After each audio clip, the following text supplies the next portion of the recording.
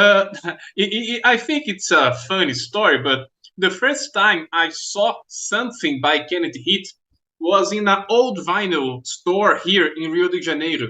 I'm from Rio de Janeiro, and then I saw uh, a cover of Living Blues, and man, those colors, that psychedelism. So I asked the owner of the store, what was that band? And I'll never forget his response. Kennedy hit, oh, it's a bunch of white hippies playing the blues. Fucking good blues. Fucking good blues. How did you? I'll never forget that definition, you know?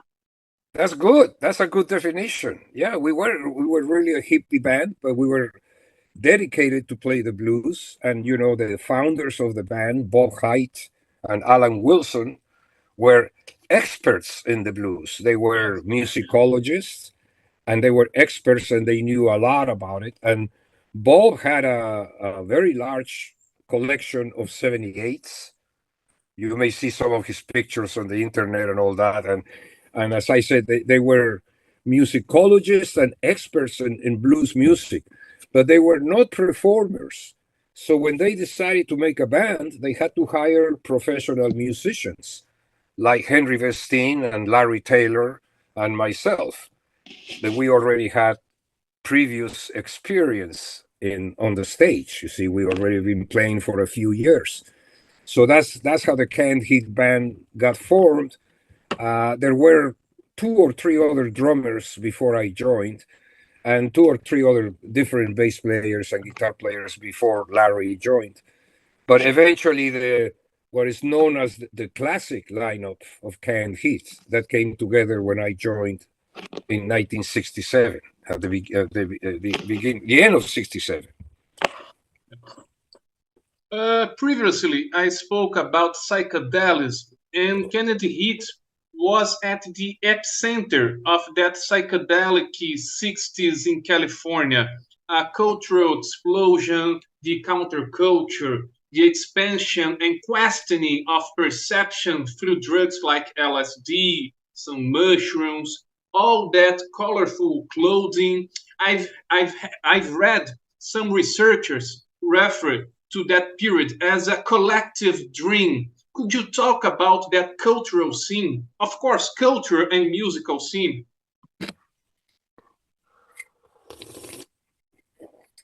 Okay, definitely was a cultural awakening. As I said, it culminated with the Woodstock Festival. But I call it a renaissance in music. What happened was a musical explosion that happened towards the end of the 60s with us and with all the other bands that you know of the era, Jimi Hendrix, Janis Joplin, etc., all of them.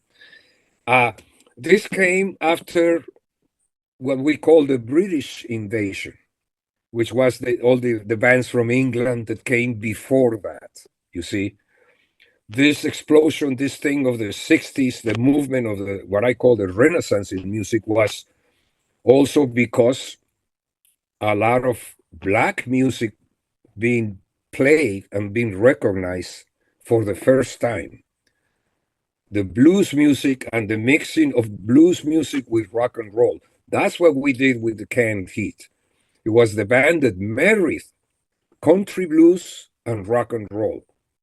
As far as psychedelic, we used a little bit of psychedelic effects. We have that tempura, the Indian effect on the road again, That's considered psychedelic. It's more like Indian music. And the colors on the albums and all that, some of the sound of the guitars, the distorted sound and all that, that's part of the psychedelia. That's what we call it.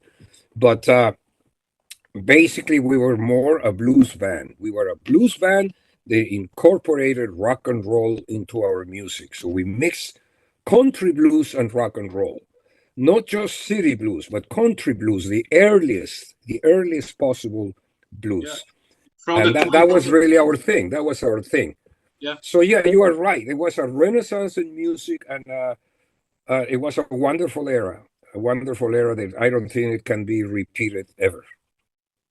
I don't play any instrument, but I consider myself as an ethnomusicologist.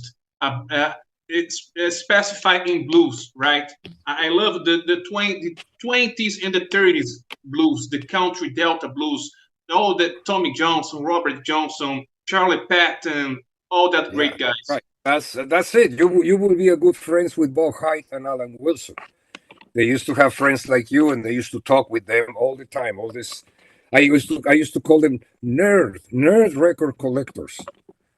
Nerdy record collectors. And that's how they started. They started like you. They were music lovers and musicologists that later they decided to make a band.